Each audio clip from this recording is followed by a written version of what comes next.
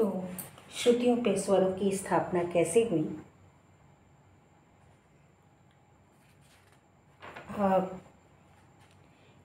अभी जो हमने देखा कि श्रुतियों के दो प्रकार होते हैं, अंतर्गत श्रुति और स्वरगत श्रुति।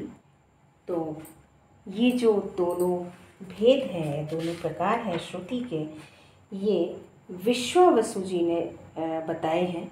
विश्वावसु ने श्रुतियों के ये दो भेद बताए हैं, स्वरगत श्रुति और अंतर्गत श्रुति। तो हम लोग बात कर रहे थे श्रुति पर स्वरों की स्थापना। तो ये जो मैंने लिखा है 1 2 3 4 5 6 से लेके 22, यानी कि ये 22 श्रुतियाँ हैं। अब आप लोगों ने एक श्लोक पढ़ा होगा कि चतुश्चतुश्चतुश्चैव षडज मध्यम पंचमा द्वय द्वय निषाद गंधारो त्रिस्त्री ऋषभ धैवतो, यानी कि चतुश्चतुश्चतुश्चैव, चार चार श्रुतियाँ, षडज मध्यम पंचमा, षडज यानी कि सा, म और पा, षडज मध्यम पंचम की चार चार श्रुतियाँ बताई, और द्वय द्वय निषाद गंधारो, मतलब निषाद और गंधार की दो दो श्रुतियाँ बताई, और त्रिस्त्री ऋषभ धैवतो, यानी कि तीन तीन श्रुतियाँ ऋषभ और धैवत की बताई। तो प्राचीन और मध्यकालीन विद्वानों ने स्वरों को अंतिम श्रुति पर स्थापित किया। आप लोगों ने पढ़ा होगा किताबों में कि प्राचीन और मध्यकालीन विद्वानों ने स्वरों को अंतिम श्रुति पर स्थापित किया, और आधुनिक काल में जो आधुनिक काल के विद्वान थे उन्होंने स्वर को पहली श्रुति पर स्थापित किया। तो ये अंतिम श्रुति और पहली श्रुति से क्या तात्पर्य है, इसमें स्टूडेंट्स बहुत कंफ्यूज रहते हैं। तो सबसे पहले आपने बुक्स में देखा होगा कि चौथी श्रुति पर सा,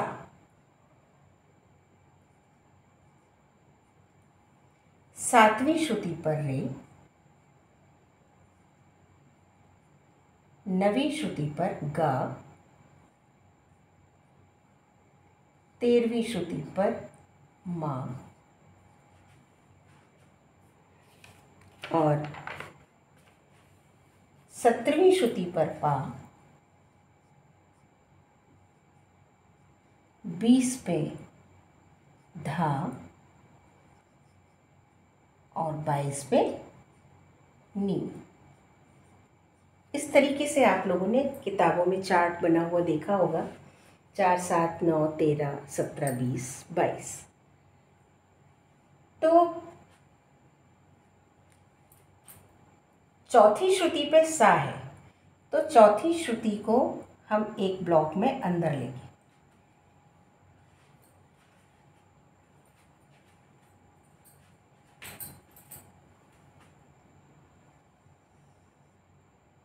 हमने एक ब्लॉक बनाया, उसमें हमने इसे अंदर ले लिया 4। उसके बाद 5 जो कि अलग है, तो 7वीं श्रुति पे रे था तो हमने 7 को अंदर लिया, और इधर हमने 5 तक ले लिया, ये ब्लॉक बना दिया। उसके बाद हमने 9वीं श्रुति पे गा था तो इसका ब्लॉक बनाया। उसके बाद 13वीं श्रुति पे मा है तो हमने एक इसका ब्लॉक बनाया। उसके बाद 17वीं श्रुति पर है, हमने इसका ब्लॉक बनाया। उसके बाद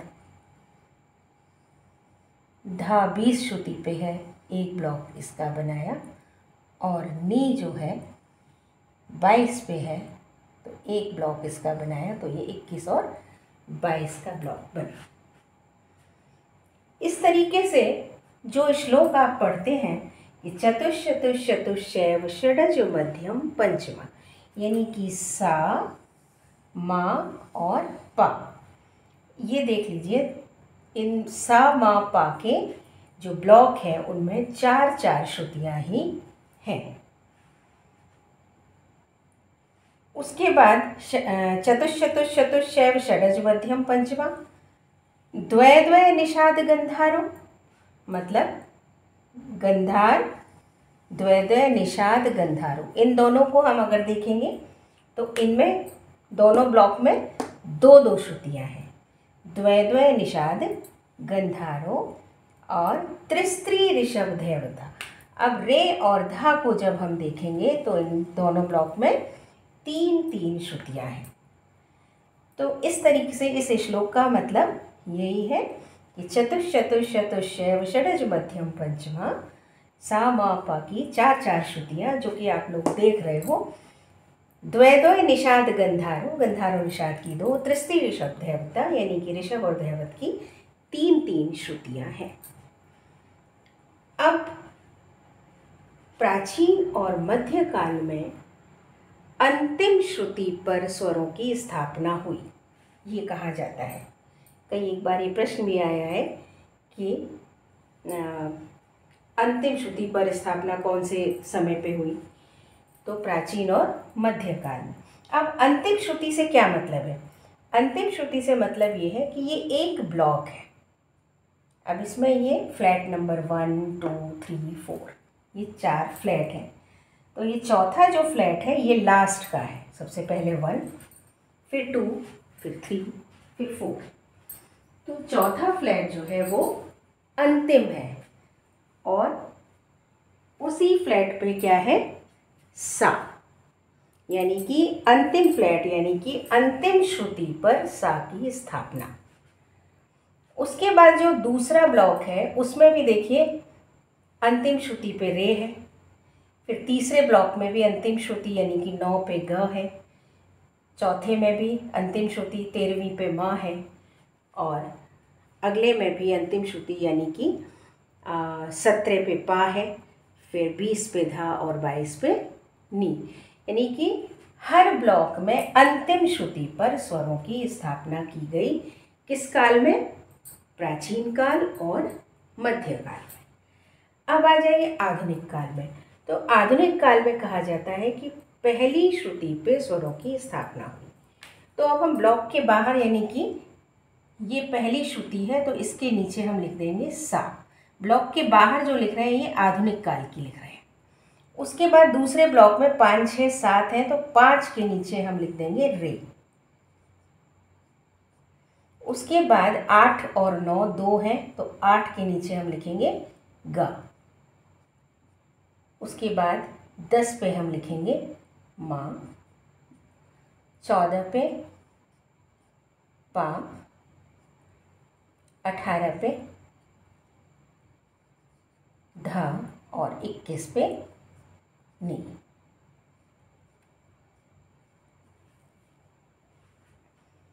यानी कि जो ये फ्लैट हमने बताए थे प्राचीन और मध्यकाल में तो लास्ट वाले फ्लैट में स्थापना हो गई और आधुनिक काल में जो सबसे पहला फ्लैट था उस पे स्वर की स्थापना हो गई। तो इस ब्लॉक में पहला था नंबर 1 पे सा आ गया, 5 पे रे, 8 पे गा, 10 पे माँ, 14 पे पा और 18 पे धा और 21 पे निषाद की स्थापना की गई।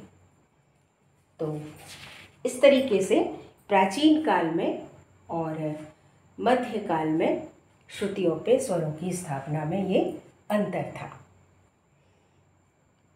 यूनानी संगीत में 24 श्रुति हैं और वहाँ श्रुति को हंगाम कहा गया है। यूनानी संगीत में श्रुति को हंगाम बोला गया है, इसे भी हाईलाइट कर लीजिएगा। भरत मुनि के जो पुत्र थे कोहल ने 66 श्रुतियाँ मानी। कभी कभी ये प्रश्न भी आता है कि 66 यानी 66 श्रुतियाँ किसने मानी, तो वो भरत के पुत्र कोहल ने 66 श्रुतियाँ मानी। और उन्होंने कैसे मानी 66 श्रुतियाँ? उनका तरीका ये था जैसे 3 सप्तक हैं, सबने तो 22 श्रुतियाँ मानी, लेकिन कोहल ने 3 सप्तक यानी कि हर सप्तक में 22 श्रुति। तो 22 इंटू 3 अगर करेंगे तो हमारा आंसर आ जाएगा 66। 3 सप्तक, 3 से इंटू इसलिए किया है 22 को कि 3 सप्तक है, मंद्र सप्तक, मध्य सप्तक और तार सप्तक। 22 मंद्र सप्तक की, 22 मध्य सप्तक की और 22 तार सप्तक की। इस तरीके से उन्होंने 66 श्रुतियों को बताया है।